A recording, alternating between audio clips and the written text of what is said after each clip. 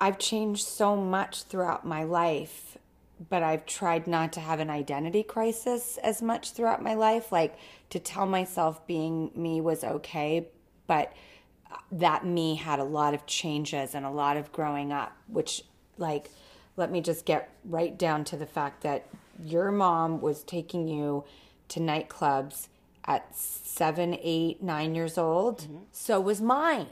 And I don't fault her for it. Now, would I do that as a parent? No, because I'm different than that. But the one thing that really felt continually a lot of pressure and anxiety that I could not exactly identify at the time, other than if I don't keep working, we were not going to be able to support ourselves.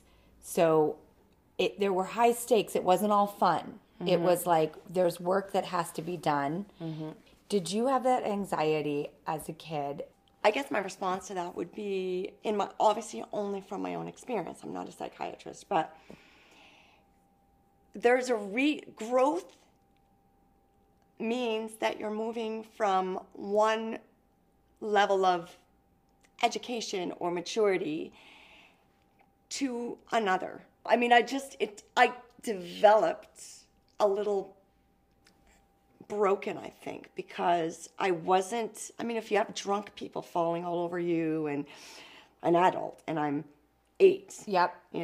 Just being put in situations that are very unnatural. I loved what I was doing. I mean, I loved music, so I was torn. So I had this passion for music, and I thought, well, I guess if you have a passion for music, then this is the way you do it. Yeah. I think certain personalities are not as capable of coping with it. Yeah. So I feel lucky that I, was so resilient. But I paid a price for it, Children are prisoners of the adult environment. And that's how I felt. What about when you're a child that has to become an adult? Like, I got emancipated at 14 and got my first apartment and got away from it. I was in an institution for 2 years, and I was like, I've got to get away from this, and I've got to go find my path in somewhere else. I had to take care of myself so young. Right. My biggest thing that I would like to put to bed finally is to stop being angry and disappointed and so critical of the way I parented myself. But I had no other choice because I had to. But this is the unfair burden put on the child. That's not right. Children shouldn't be burdened with that. Like the way you're talking right now. I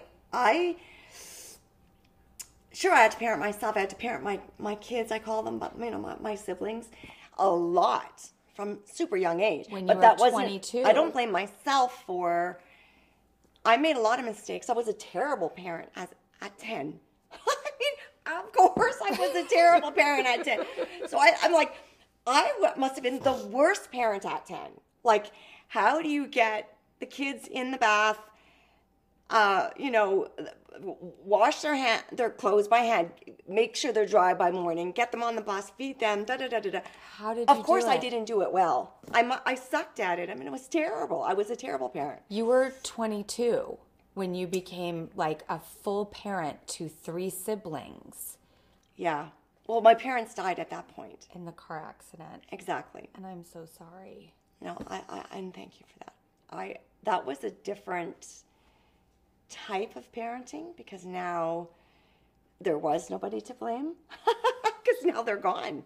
It's like I can't call them up and go, all of a sudden, like, I'm responsible for making decisions about my parents' mortgage. I didn't know they had a mortgage. I didn't know what it was. I didn't know anything about how they ran their business or debts or insurance. I had to learn overnight. I mean, my parents died. 3 days later, I'm in lawyers' offices and insurance company offices, and. But you did it. You learned. You checked the box. Yeah. You figured it out. You rose to the occasion. What else? The no choice thing. The no choice. This is what it is. But this is why it's so good to plunge now in my life, because you don't always know what's on the other side of the cliff, right? You don't always know how deep the water is when you jump in. Whatever happens to you, you will get to the other side. And when you open your eyes, you're like, wow, I achieved something. I actually went through a fear threshold. I passed a fear threshold. It doesn't even matter what it is that you get on the other side. It's more about the fact that you succeeded at, taking the leap. Do you like having a residency and the consistency of it? Because so much of our life is like, I don't know what city or day or time I'll be. Like, do you love the consistency of a residency? I love it. I love the consistency of the technical side of it. I produce my shows and everything. So it's like, I want to be able to count on the sound, the lights, the atmosphere, the environment. How did you come up with Queen of Me? That I love it so much. Thank you, first of all. But Queen of Me, just take charge. I'm in charge of myself. I can't speak for anybody else, but I do take responsibility for what I think, for what I say, for what I put out there. Yeah. And the message is take charge of yourself and your own behavior. And during COVID, it was, for me, I'm very, very lucky because I can turn to songwriting, so I can go and escape. I can go to my therapist, my guitar, and my microphone, and my imagination. That is my escape. That is where I say, no, right now it's time to change your mood. And one of the ways that you do that is by being with your horses. Yeah. And I was wondering, could I meet your horses? It's time to hug a horse. It is so time to hug a horse.